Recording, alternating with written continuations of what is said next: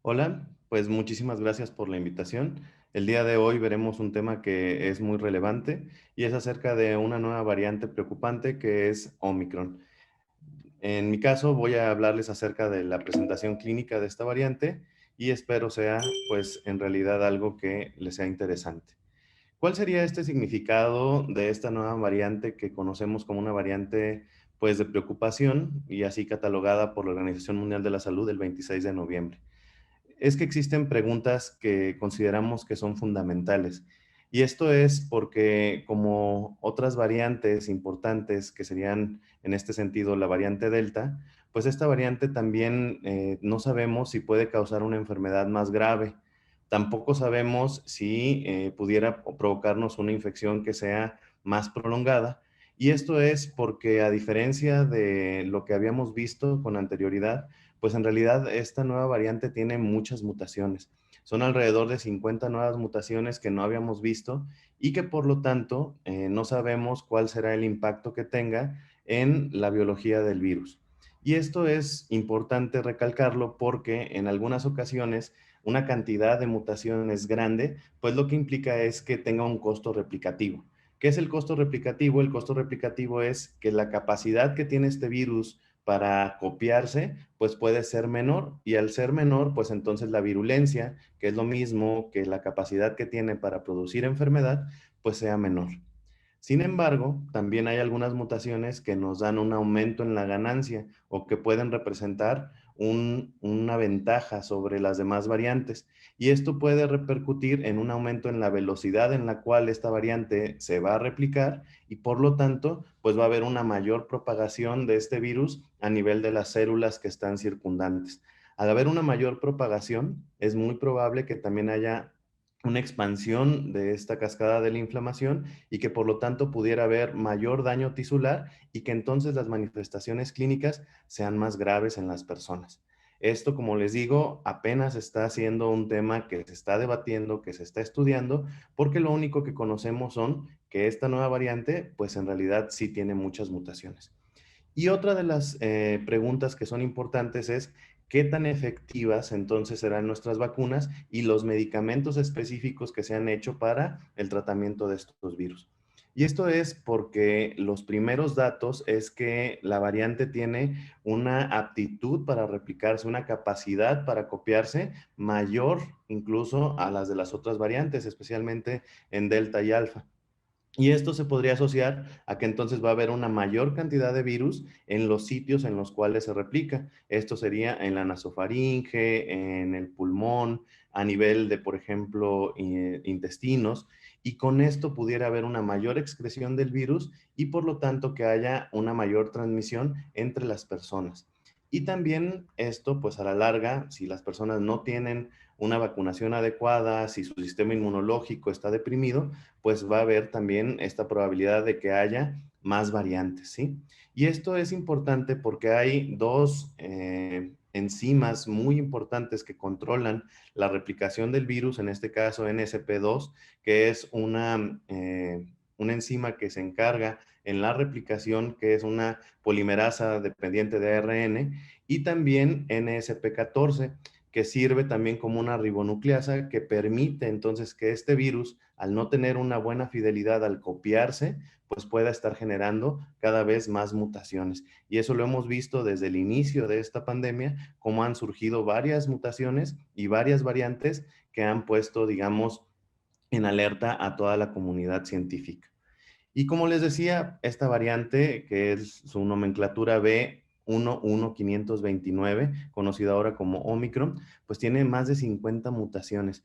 Y algo que en realidad es llamativo, preocupante, es que de estas 50 mutaciones, 30, sí, alrededor de 32, en algunos artículos van a encontrar que son 36, están en un segmento muy particular que es la proteína S, o que conocemos como Spike, que es este receptor que se encarga del tropismo del SARS-CoV-2 por las células y por las células que tienen el receptor de ACE.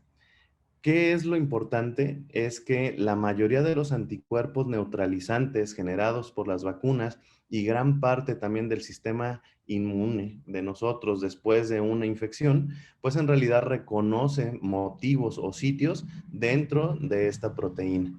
Entonces, al tener estas mutaciones, es probable que la afinidad de nuestros anticuerpos y del sistema inmune en general sea un poquito menor y por lo tanto pudiera haber mayor número de reinfecciones. Es importante saber que de estas 32 a 36 que les comentaba, 16 ya las conocíamos y están en la variante Delta.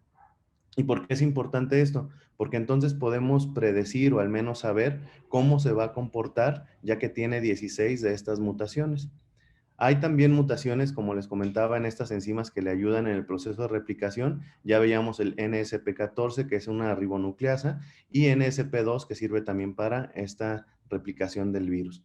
Y algo muy, muy importante es que al menos las señales iniciales nos dicen que al menos pudiera ser 3 veces más infecciosa que la variante original o que el SARS-CoV-2 que se identificó a inicios del 2020 en Wuhan. ¿Qué pasa con esto entonces? Bueno, pues entonces hay cambios estructurales. Estos cambios estructurales tienen dos consecuencias que son las más importantes. Uno pudiera ser este aumento en la infectividad y la otra es que va a haber una probable evasión del sistema inmunológico. Al haber un aumento en la infectividad, pues es probable que tengamos esa mayor transmisibilidad y que por lo tanto tal vez la carga viral será mayor y por lo tanto también habrá una mayor propagación y mayor daño tisular. Por su parte, la evasión inmunológica va a provocar que tengamos más reinfecciones, incluso en las personas que estén vacunadas, y lo que es todavía una duda es si habrá una mayor patogenicidad. Respecto a la detección, afortunadamente, hemos visto que las pruebas de laboratorio que se usan de manera rutinaria para poder hacer el diagnóstico de la infección por el SARS-CoV-2, pues en realidad creo que sirven. En realidad incluso hay una ventaja en que por las mutaciones que tiene este virus, hay una incapacidad muchas veces en los kits comerciales para poder detectar un gen particular que es el gen S. Y eso se le llama S-gene dropout, en donde el no encontrar este gen pudiera ser muy indicativo de que la enfermedad en esa persona pudiera estar causada por esta nueva variante. Y entonces la preocupación, como hemos visto, radica en que esta combinación de mutaciones entre las conocidas que ya sabíamos que venían de la variante beta y de estas nuevas mutaciones que se han encontrado, ¿no? Que también algunas se encuentran en la variante delta, pues entonces pudieran estar en regiones que son muy reconocidas por los anticuerpos, pero que también interactúan con las células blanco en este sentido con los alveolos, ¿no? Con las células de los alveolos. Y esto es importante porque se ha demostrado en algunos otros estudios que incluso el inyectar o el inocular, por ejemplo, a algunos animalitos de laboratorio con simple la proteína S, pues causa todas las manifestaciones que nosotros vemos en las personas enfermas por COVID-19, que sería un aumento, por ejemplo, en el flujo de células inmunes hacia los pulmones, que hay daño en la membrana alveolar y que tienen al final un síndrome de dificultad y de distrés respiratorio agudo grave, ¿sí? Entonces, estos cambios entre la interacción de los virus y las células blanco pudiera darnos una mayor gravedad en la enfermedad y entonces pudiera también haber un aumento de los casos que requieren hospitalización por la gravedad de la enfermedad, ¿sí? Este sería un escenario. El otro es que va a haber cambios en la interacción entre el virus y las células blanco que aumenten la transmisibilidad y entonces lo que veríamos es que aunque no haya una mayor gravedad, el aumento en el número de casos en general, pues va a ser mucho más fácil que haya personas que evolucionen a cuadros graves. Entonces, al final, sí es muy probable que tengamos un aumento en las hospitalizaciones, pero como consecuencia de si no tenemos, digamos, estas medidas importantes de mitigación, pues un aumento en los casos. Y finalmente, los cambios en la interacción entre las células blanco y el virus, pues pudiera, y esto es ojalá algo que pudiera estar pasando, que estas mutaciones en lugar de ser una ventaja, fueran una restricción, tuvieran menor efectividad, digamos, para la replicación, y que entonces las personas pudieran, digamos, tener cuadros leves. Sin embargo, también pudiera ser que tuviéramos una menor efectividad de las vacunas y de los anticuerpos, y que entonces esto pudiera ser una sinergia con lo que les comenté previamente, y que entonces pudiera haber pues un aumento de los casos por estas tres vías. ¿Cuáles serían las interacciones principales? Bueno, una disminución en la afinidad de los anticuerpos. Afortunadamente también el sistema inmunológico pues reconoce a través de linfocitos T y aparentemente no hay una afectación en este tipo de respuesta inmunológica. Sabemos que también va a haber un mejor tropismo a través de las modificaciones. Se ha encontrado que algunas de estas nuevas mutaciones, pues en realidad aumentan la afinidad por el receptor de la enzima convertidora de angiotensina. Y algo que es fundamental y que conocemos a través de los estudios que se han hecho en los virus de la influenza es que si no hay un control de la pandemia, pues va a haber estos cambios que se les llama deriva antigénica, y que por lo tanto vamos a seguir teniendo estas variantes que en algún momento pudieran sí ser catastróficas, ¿no? Entonces es importante el saber que si no tenemos medidas para controlar la replicación a nivel poblacional, pues es importante que a través de la evolución de este virus, pues vayamos a tener en un futuro, pues más variantes que pudieran ser más peligrosas que lo que parece ser esta nueva variante Omicron. Eh, Algo muy importante es que a pesar de que hay esta disminución en la especificidad de los anticuerpos y probablemente en la eficacia tal vez de las vacunas, es importante que la cantidad de anticuerpos pudiera compensar la falta de especificidad de estos. Por lo tanto, será muy importante que las personas que no se han vacunado reciban sus dosis de vacunas, su esquema completo, y que probablemente aquellos que ya estemos vacunados, pues recibamos los dosis de refuerzo para tener niveles adecuados de anticuerpos. Y entonces aquí lo que nosotros vemos es cómo estas mutaciones tienen una implicación en los síntomas. Ya les comentaba que esta proteína Spike, esta proteína S que ustedes pueden ver en el diagrama, pues en realidad se ha visto que la simple inoculación de esta proteína sin el virus completo provoca todas las manifestaciones de la neumonía típica y el síndrome de distrés respiratorio agudo grave.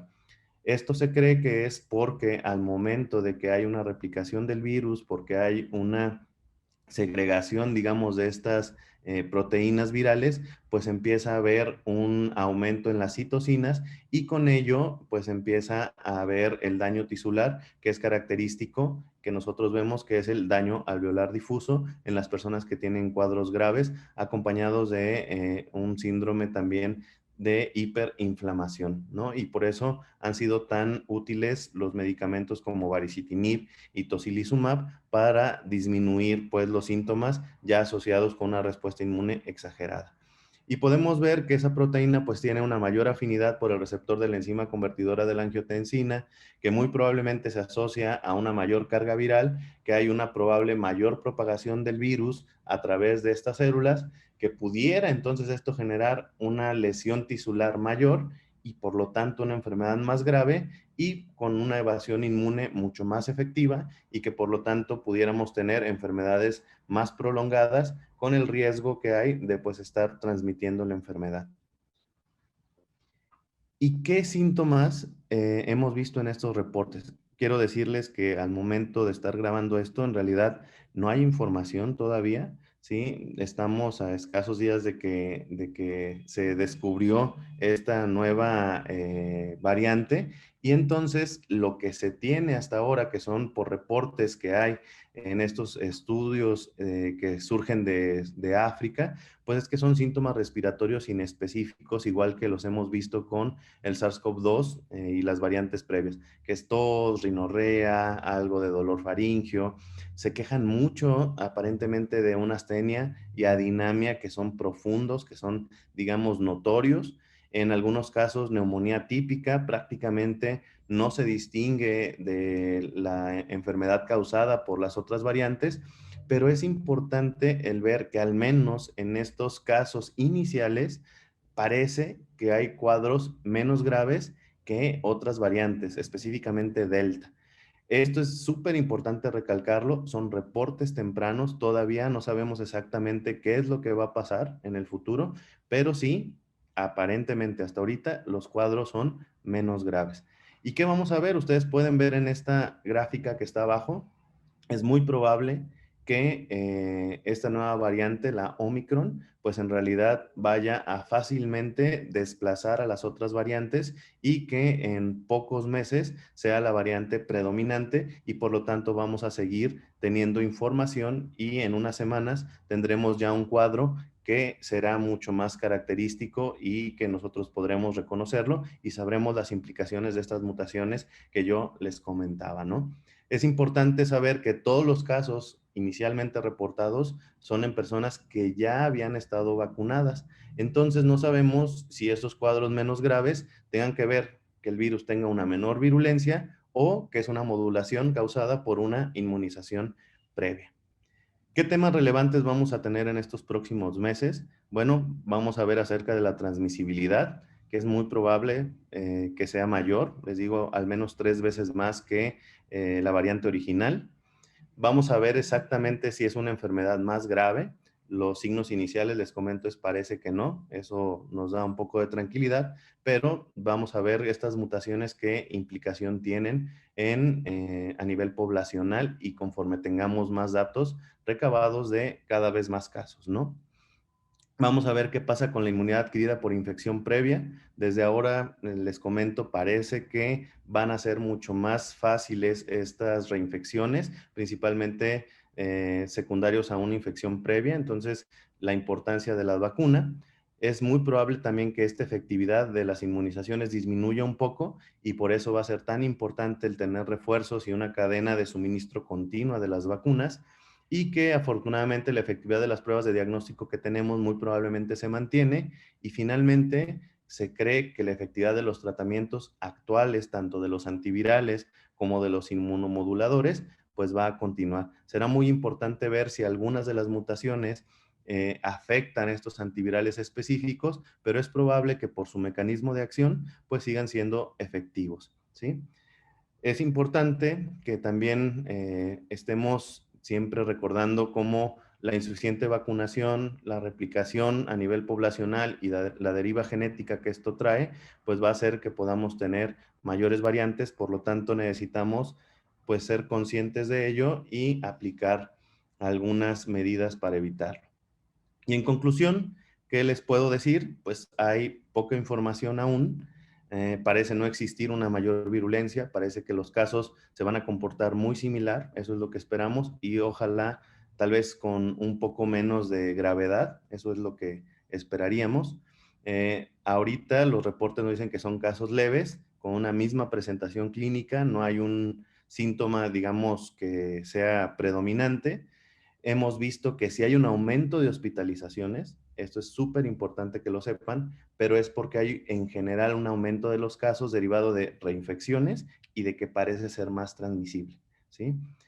Y es importante que sepan que estas reinfecciones pueden ser tanto sintomáticas como asintomáticas. Por eso, a pesar de que nos hemos relajado un poco en estas medidas de distanciamiento social, debemos de continuarlas, el uso del cubrebocas, el estar todavía separados alrededor de 1 metro y que si las personas están enfermas, pues no salgan. Es muy probablemente que reemplace a Delta en los siguientes meses, incluso aquí en México, y probablemente las vacunas funcionen, pero definitivamente se necesitará escalar la vacunación y tener refuerzos. Y en el futuro, hasta que no controlemos esta pandemia en todos los lugares del planeta, pues seguiremos teniendo variantes y en algunos casos pues pudieran ser mucho más graves que esta de las que le hablamos. Muchísimas gracias y pues sería todo por mi parte. Un saludo.